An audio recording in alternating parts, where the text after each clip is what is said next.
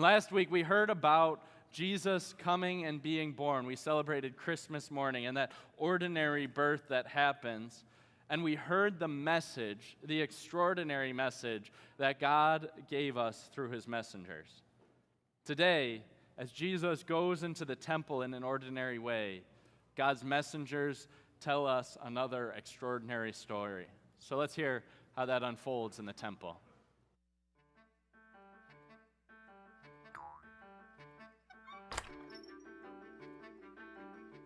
Mary and Joseph's baby, God's own son, was a few days old when Mary and Joseph named him Jesus, just like the angel had told them to do. When Jesus was a few weeks old, Mary and Joseph took Jesus to the temple in Jerusalem. Mary and Joseph wanted to obey God and his law. The law that God gave Moses said, when a woman's first son is born, his parents must dedicate him to the Lord. The law also said that the child's parents should give a sacrifice. At the temple, Mary and Joseph presented Jesus to the Lord and offered 2 birds as a sacrifice. Another man was at the temple. His name was Simeon. Simeon loved God, and he trusted in God's promise to send a Messiah to save people from sin. God's Spirit was with Simeon, and God had told Simeon that he would not die until he saw the one who would rescue people from their sin. That day, God's Spirit had led Simeon to the temple. Simeon saw Jesus and picked him up in his arms. God's Spirit showed Simeon that Jesus was the promised Messiah. Simeon was so happy. He praised God and said, "Lord, you can let me die now. You kept your promise, and I have seen the one who will save people from sin." Simeon said that Jesus would save God's people, the Israelites, and Jesus would also save people from other nations. Mary and Joseph were amazed at what Simeon said. Simeon blessed Mary and Joseph. He told Mary that being Jesus' mother would be a very good thing, but it would also be very hard. Some people would love Jesus, but others would hate him. Things were going to happen that would make Mary very sad. A woman named Anna was at the temple too. Anna's husband had died, and Anna was very old. She stayed at the temple and worshiped and served God all the time. Anna came up to Simeon, Jesus, Mary, and Joseph, and she began to thank God. Anna talked about Jesus to people who were waiting for God to keep his promise to send a Savior. She told them the good news. The Savior was here. Mary and Joseph finished dedicating Jesus and making sacrifices to God. They obeyed God's law. Then they went back home to Nazareth. Jesus grew up and was strong and healthy. He was wise, and God was happy with him.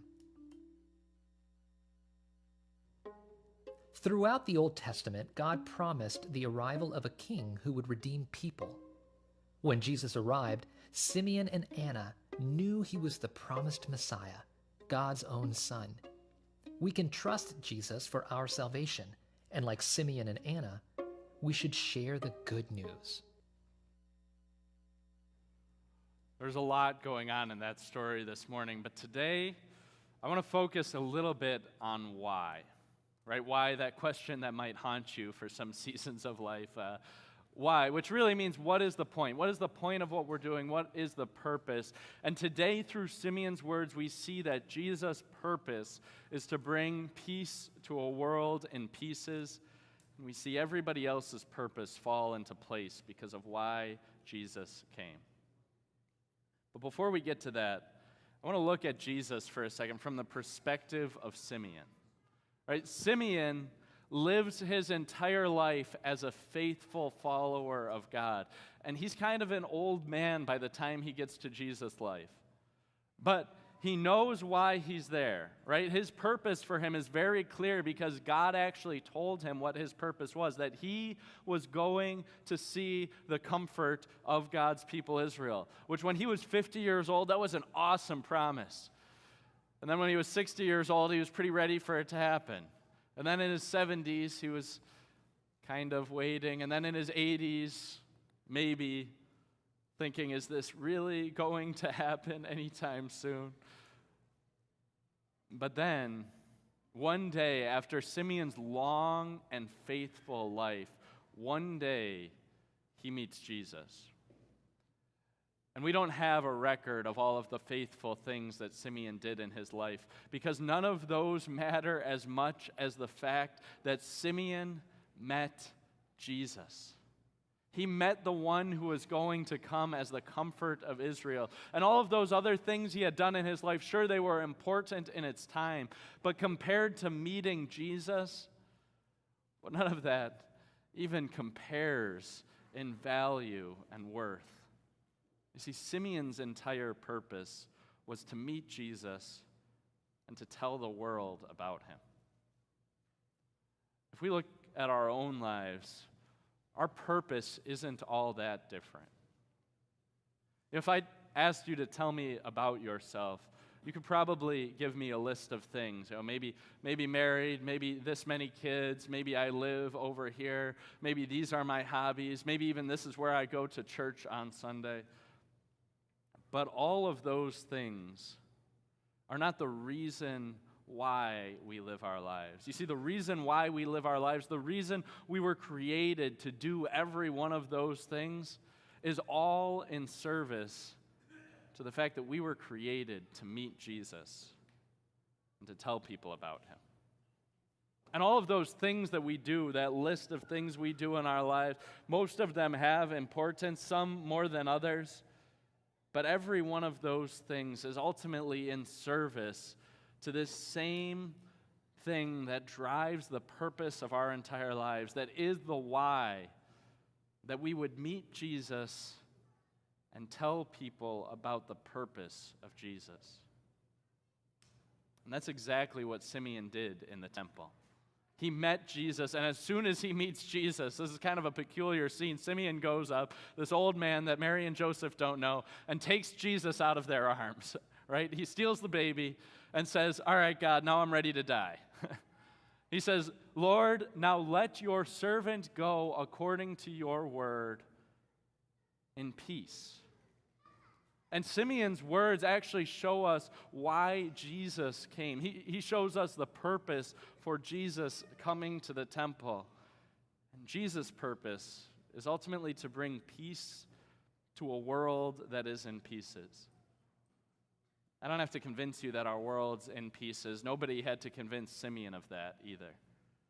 Our world is so full of conflict. If we want to talk about war, if we want to talk about the political realities we have in this country and countries all over the world, or if we want to be honest with ourselves, conflict isn't that far away. We have it in our own families. We have it in our own relationships. Conflict between you and you. Conflict between you and me. Conflict between me and God and you and God. We have a lot of conflict, and our world is often in pieces, like a glass falling on the kitchen floor, shattering across the floor. And it's a danger zone. But Jesus comes into that danger zone. He comes into that world that's in pieces, that world that's like shattered glass. He brings peace. And like the video said, that peace comes from the forgiveness of sins. Why does Jesus have to go to the temple? Why does Jesus do this? Well, Jesus goes to the temple because Jesus is the entire fulfillment of the law. And he does that so that when he goes to the cross, this cross would be peace. So that Jesus fulfills the law and brings to you peace with God. And that peace that you have with God, the forgiveness of sins that Jesus wins in his death, trickles down through our relationships. See, Jesus' life, death, and resurrection is the dustpan and the broom that sweeps up the shattered glass across the kitchen floor. Jesus comes to this world in conflict, in pieces, and he brings peace. And ultimately, he does that through the cross. By giving up his own life. His very life is that dustpan and broom. It is the tool that he uses to bring you peace with God and peace with each other. And in this season of Lent, we're walking with Jesus toward the cross. And this message that Simeon gives about Jesus is just another step on that journey toward the cross. And that step that he takes, as Simeon says, he looks at Mary and says, "A sword will pierce your soul." And that sword was the 4 nails that pierced Jesus' hands and feet. And as he hangs up there on the cross, forgiveness comes through the pain of the cross.